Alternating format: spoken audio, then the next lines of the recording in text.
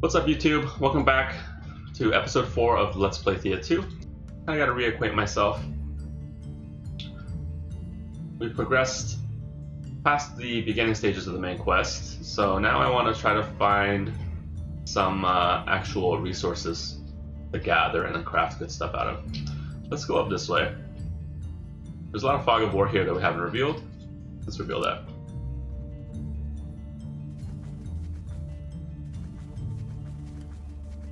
Wait, we were also gonna hit this quest, but I guess I'll hit up this thing. Just for some EXP. Okay, and I don't think we need to heal or anything like that. Alright, we're good.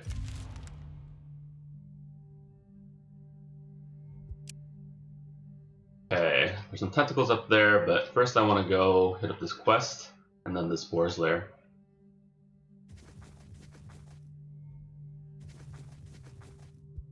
Alright. You find the small graveyard where the Slavians think the unliving roam. We can do a difficulty 3 battle, which we could probably beat. We have some summons, and we have a couple of okay damage dealers. Deprive them with meat. That sounds kind of dumb. Also, I want my meat. But we could also do a level 2 conceptual spiritual challenge, and I think that should be relatively easy. Alright, let's see what we got here. The guy that does damage is going to be our scavenger with Soul Tear. He's also got Strength of the Swarm. So if I play him first, then every time I play another card on the field, then his attack's going to go up. This thing is pretty strong, but Hunter's Mark might do a lot of work on that guy. I'm going to play one guy out to do this damage, but I think I also need to put another body out there to potentially tank some damage. Alright, so you go out there.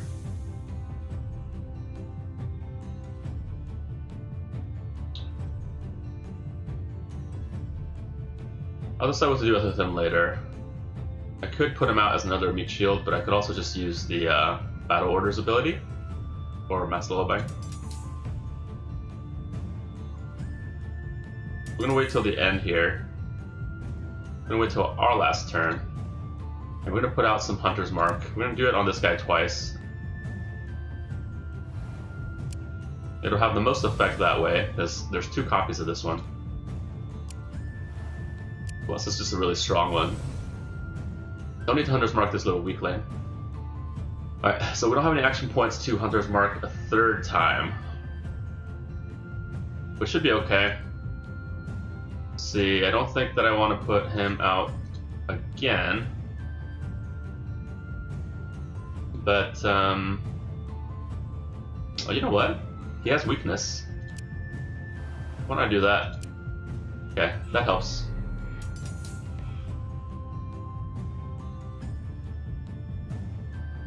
Alright, so hopefully we get through this without too much of an issue.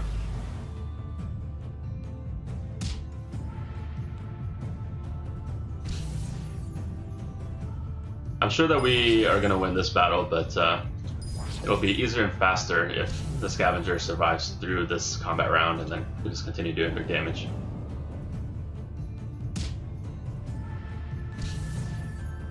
Yeah. So he's out of the picture. He did a good job as a meat shield tank. Do I want to play... Yeah, I'll play him out first again. Because we're probably going to Hunter's Mark 3 times here. We might Hunter's Mark twice and then use weakness.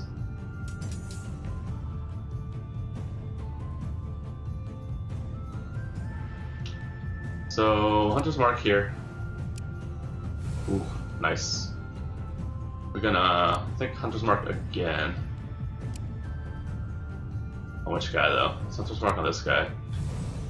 I still have 3 AP, so I can Hunter's Mark once more, or I could play Weakness with 2 AP, and then I could actually shield him or something. But it's only 2. Let's just Hunter's Mark again.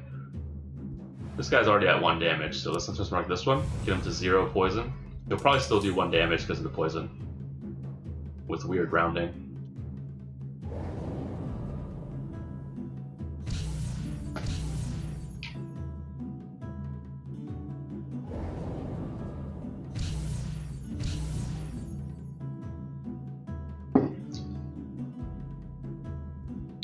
Alright, and now we win.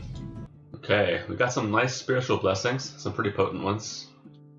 Your prayers work, one of the gravestones shatters into dust, and along with it, the unliving fall to the ground. We also get some nice EXP and research points. I want to go take out that lair as well. We want to get some wood at the end of our turn? I think so. Can we cook something? We sure can.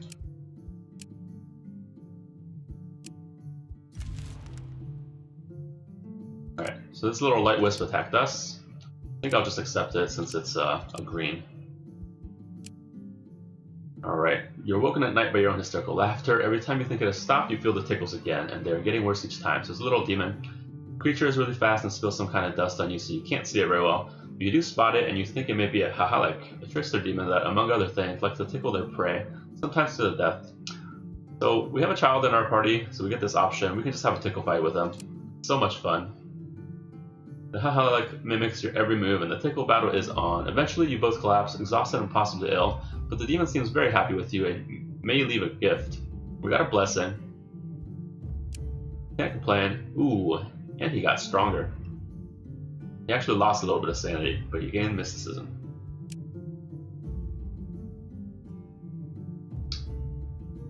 Alright, we're gonna break the camp, and we're gonna go up to this boar's lair. Ah, okay, so since we have a hunter, we have the special option. You know how to handle beasts, smoke them out of there. It may leave less loot, but they'll be gone. If it leaves less loot, maybe I'll just do the regular version.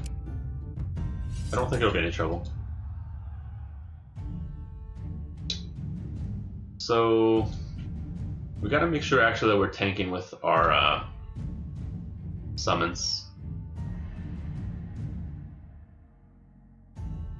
So I don't even want to place my warrior out.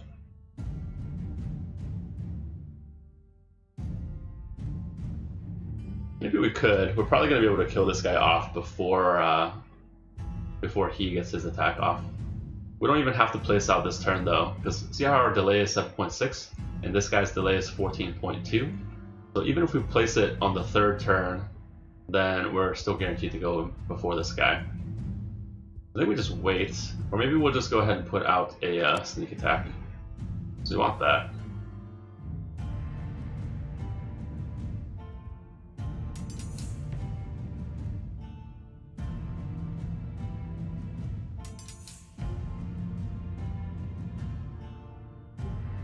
Alright.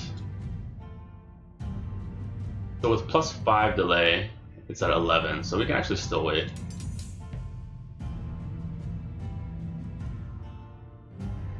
So we can attack here, and now take advantage of the... We can take advantage of the AoE now, because we know that they've placed 2 people next to each other. So I want to hit this guy first, because he's the guy that does a lot of damage to me. This guy doesn't really matter. But I also want to probably delay this guy in some manner, because I need to make sure that the hunter attacks before this one. If I do 12 damage to it, it's going to be at 21, and the hunter will trigger the poison because this boar will already be injured, and he'll end up doing 24 damage, killing the boar. There's not too much point really in summoning these other guys out, because we know that we're going to be able to kill them before they attack. But why not? Let's just mark this guy just for the delay effect. We can place out 2 skeletons. They're not going to do anything though. Place out a boar.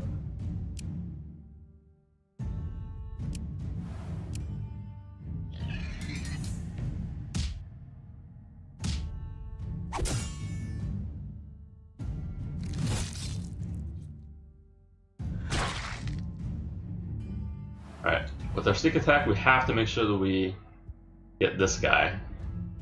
because otherwise we're gonna face 3 really powerful attacks. So he's out of the picture. Now we can clean up this weak one without any issues.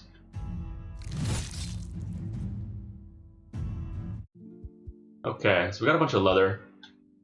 Leather might actually be useful later, either to make tools or to make a lightweight ship.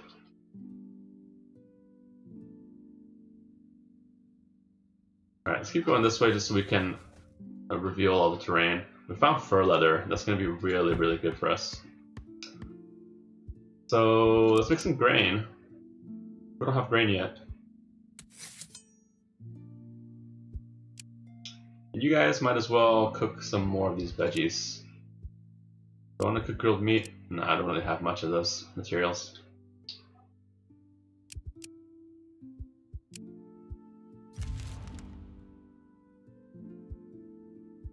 You spot a place of interest. Spider's nest, okay? Alright, this should be an easy battle. Probably edit this out for YouTube. Alright. Easy battle. Okay, so our child grows up now. The traumatic events of the last few days made it clear your child is child no more. They now face the time of the croppings, the rite of passage into adulthood. This path is never easy. You must now choose what journey the young one will take before, God's willing, they may return to you as an adult. So he got a nice blessing just for growing up. So now we have to choose what we want to go for in terms of class. So I'm pretty sure like Crafter and Gatherer are always available for every child. Warrior, I think you have to... it's not always available. I know it's not always available. But some of the classes are based on what stat you have. So we did get the option to become a Zerka, which is the really, really powerful mental class.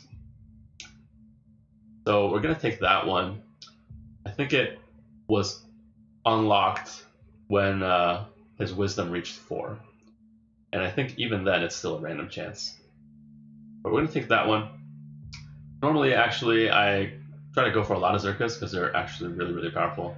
But if we get another child later on with high wisdom, I'll probably get them to be a healer, just so we can have more of a variety of classes for this Let's Play. And this option is really interesting. Your child has always been different. Allow fate to guide their path completely.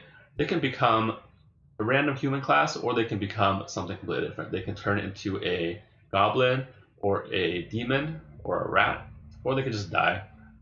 The idea is that they're a changeling. It's like kind of just like a fun option, but you get a lot of different cool stuff if you want more variety. Alright, so we're going to try to become a Zerka. We could fail. The path of Zerka is a spiritual one. There are few physical dangers, and the chance of success is slim without proper training. I failed this before, and it gave me a Gatherer instead. Let's see what happens. Alright, so he succeeds. He does become a Zerka. Look at his stats. They're quite nice. So high mental stats and spiritual stats. Excellent. Let's take a look at what he's got. Usually when a child grows up, they gain a new skill. So this guy gained Inspire. Inspire your allies, they'll fight faster and hit harder with your support. This is really good. It's a buff. It's kind of like the opposite of Hunter's Mark that I'm using to weaken my enemies. It boosts the power of one of your own guys and lowers their delay so they go faster. And the power boost stays with you between combat rounds. Alright, so he's got some skeletons and a boar. I think that maybe he'll hold on to that. Maybe we'll switch the boar. He doesn't need the movement boost from the boar anymore, so switch it out. He might even want the cat.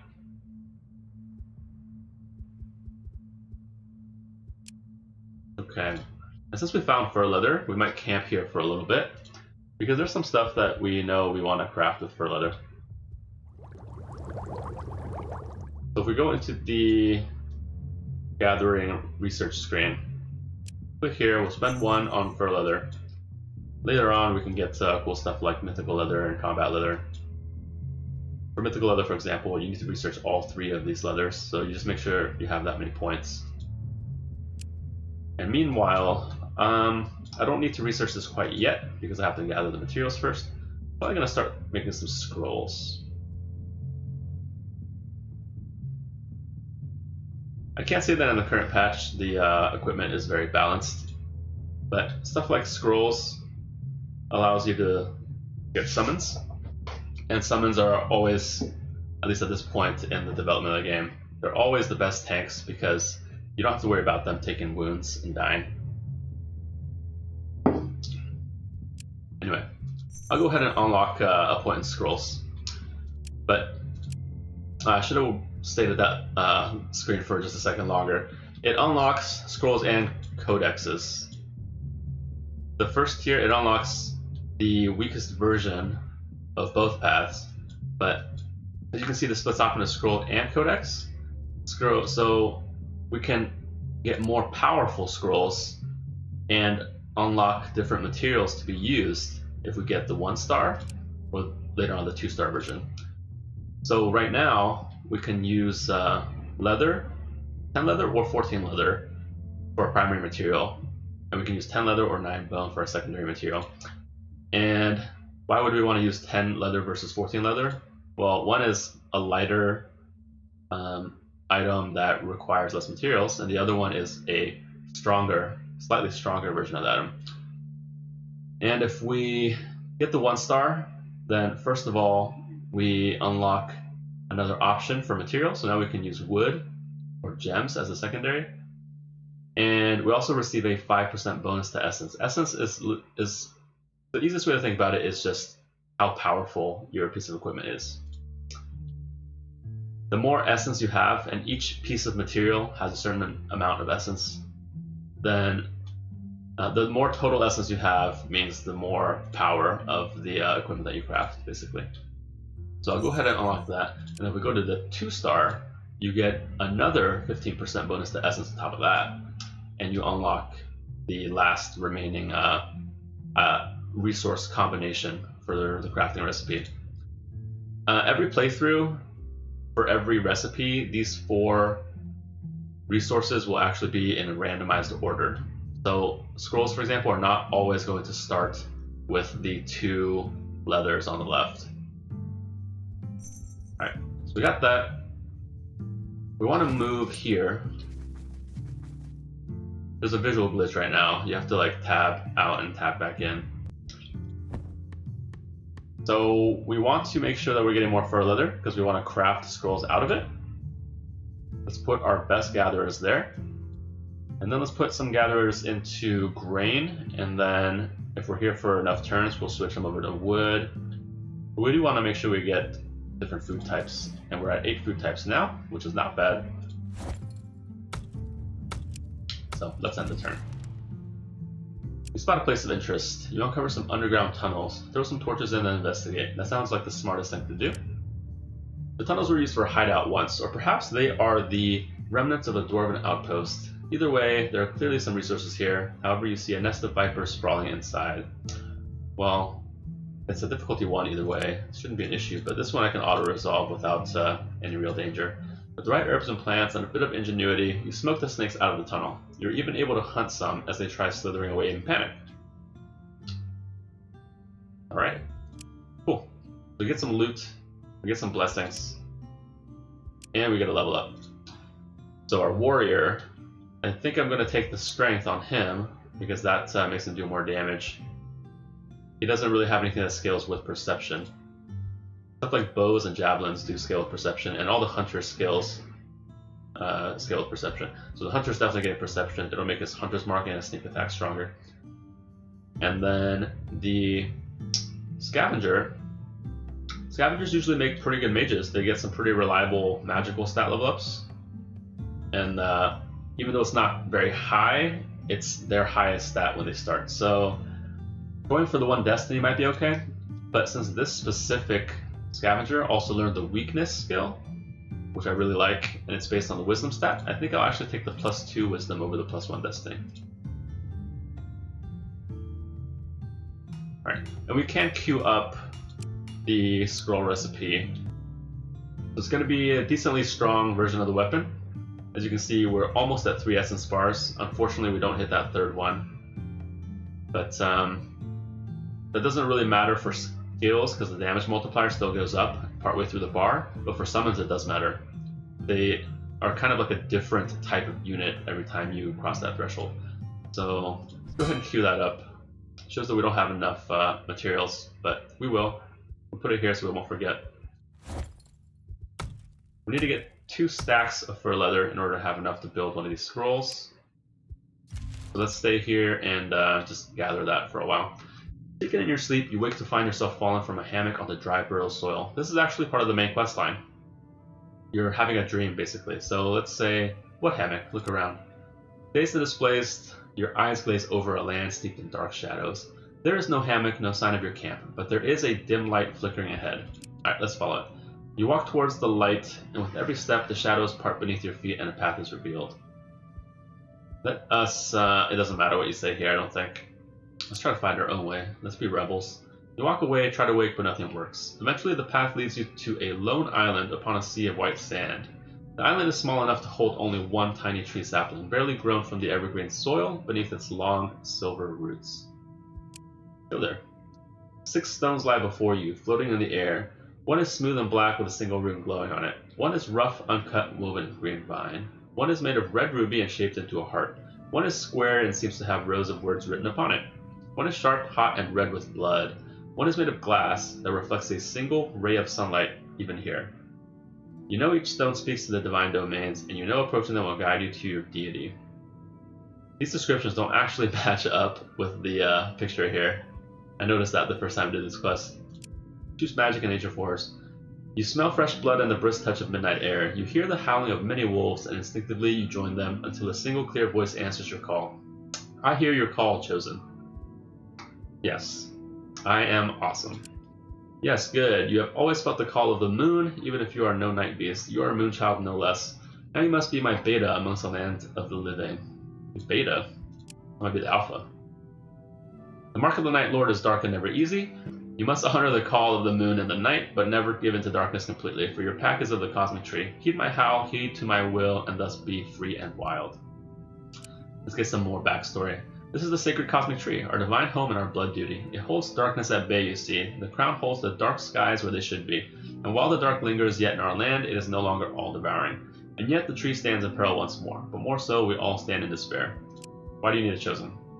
The gods fight with forces beyond your reach or understanding, but I believe the real fight awaits below with you. Marked by the Pantheon, you and those who will join you will find the truth that is clouded from our divine sight. For the cosmic tree felt the danger, and so did our divine parents, Mokosh and Perun. Unfortunately, these two deities are no longer with us. I think they died after Thea won. That kind of sucks. Sucks for them. And our eldest siblings, Morena and Velis, they also died after Thea won. I really liked Velis, one of my favorites from Thea.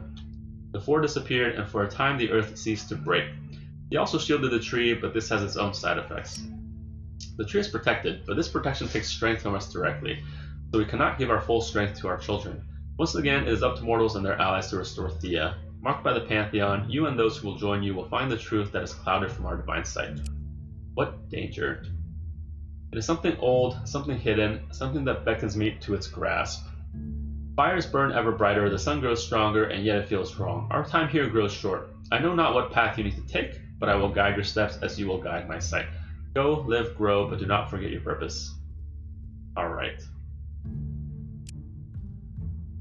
Find signs. You will find signs. You will see the wrongs of this land. In time, your true purpose will become clear to you. Be well, my children. Right.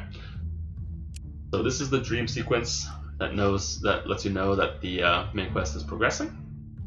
But we are going to still stay in place, gathering our fur for a bit.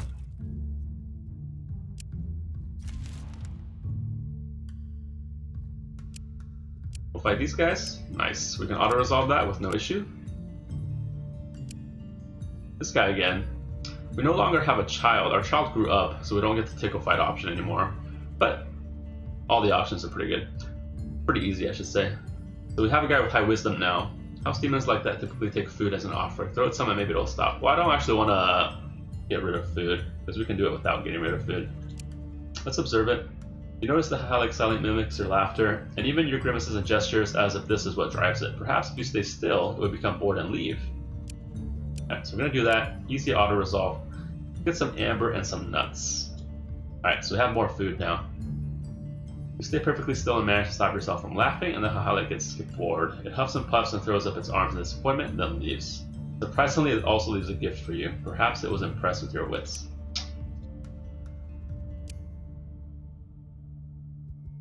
Alright, a few more turns. Ooh, more tentacles. Similar magic. We're going to do that option. We're going to do the difficulty 2 over the difficulty 3. We can actually auto-resolve it without too much wounds, but it is a spiritual. And remember, the faith, which is our spiritual HP, does not heal automatically.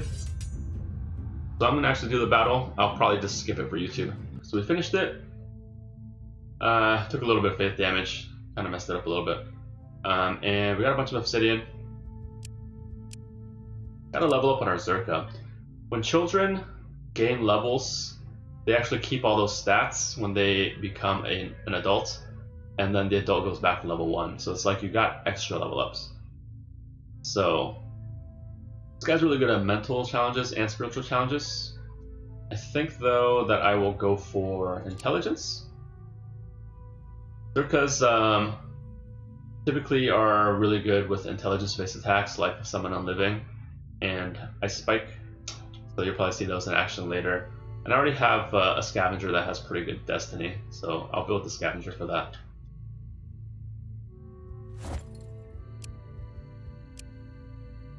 Alright, so we need a little bit more fur. We only have 21 pieces. We got a bunch of grain. Why don't you guys get wood for a little bit? Somebody could be cooking as well. We have more recipes that we can make, because vegetables actually allow you to use grain as well. So if we do grain and vegetables, make a sandwich. Let's start favoriting some more recipes just to make it easier to find. We can also make grain and grain sandwiches. And then we can also make vegetable and grain as a secondary pickles. So these three are all new. We're definitely going to be able to get more than 10 food types after this.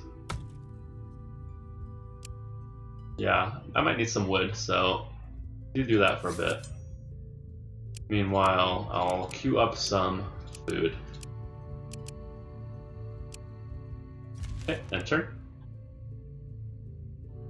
Alright, we got our fur leather. So now I want to make sure that somebody's allocated to getting the first scroll. And the best crafters seem to be the scavenger and the Zerka.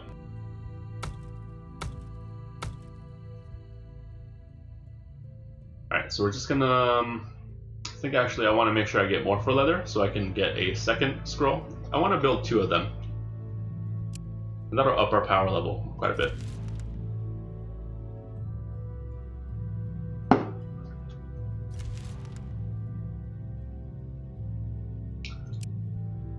Find an old house overgrown with greenery. This happened to us before. We got poisoned. Go inside. We'll search the house. It's this little guy. Let's observe it. It's a Domovnik, house demon charged with protecting its chosen abode. Alright, let's talk to him. We'll clean our mess, and we're gonna gain some permanent gathering and crafting stat on this guy. So in the stats screen, actually gathering is like 1.2, but you'll see in the gathering screen that actually means 12. Demoslav gains free destiny. Very nice, so we get some free ruby. Nice free rewards.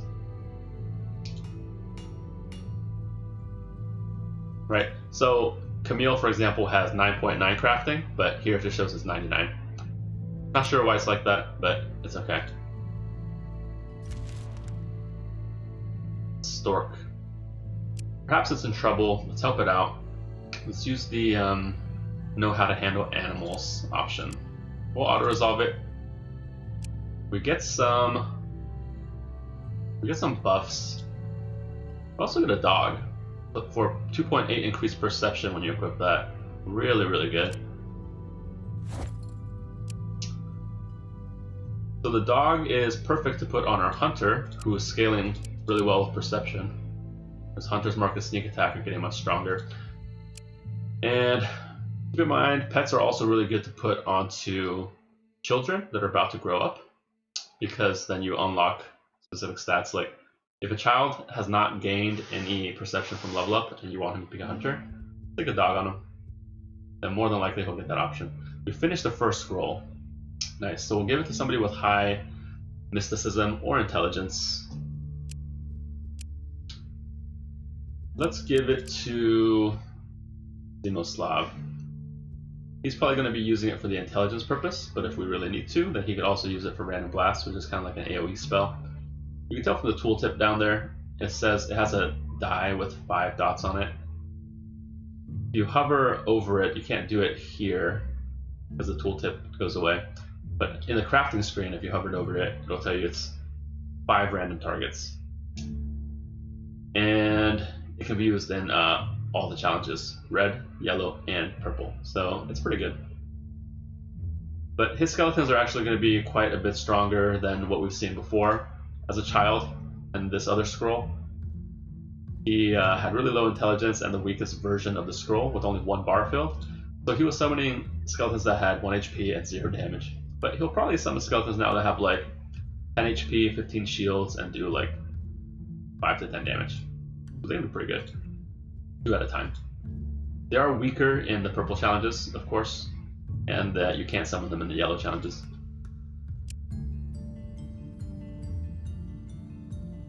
Alright, let's make sure that we're still getting fur. So we do need 1 more stack for the other scroll. And meanwhile, I think I want to make sure that we're cooking something.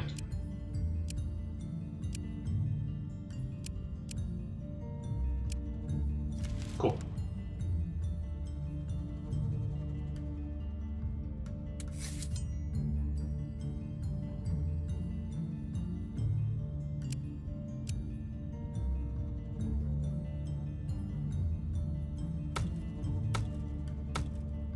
Alright, I should actually make sure that this guy is getting fur leather because he's faster at it.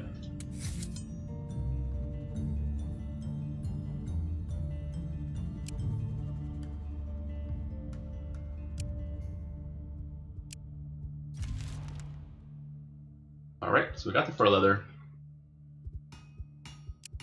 We queue up another scroll. We'll just get 1 more. There. It's gonna take 3 turns. So what are my other guys gonna do for 3 turns? I think the cooking food is definitely legit. Let's make some of these sandwiches, I think. I don't need more fur leather, so you can switch from there to here.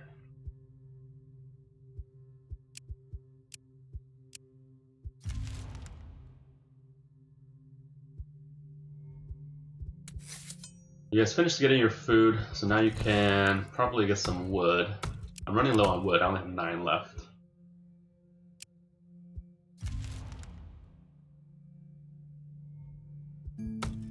Alright, the scroll will be ready next turn. I actually don't need both of them, do I? Well, I kind of do. But it can be you two, for example.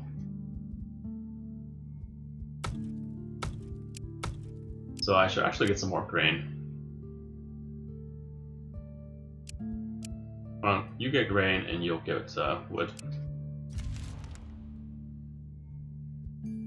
Cool. So this other scroll I'll give to the scavenger. He has decent mysticism to make use of that random blast skill. And Strength of the Swarm is actually going to up the damage of that quite a bit. And you'll see how. Alright, now pretty good team here. Pretty decently geared scavenger and Zerka. Hunter doesn't really need a weapon to be good. This one's better, very slightly, so might as well. And the warrior, unfortunately, does not have any armor yet, so we're going to have to get him some armor. But we'll end this episode 4 here. I think we are making some pretty good progress. There's still a lot of stuff to explain, I guess, but as I said before, I'm going to try to make the later episodes quicker with less explanations, as long as we're getting like duplicate stuff that we talked about before. So tune in next time. I'll see you soon.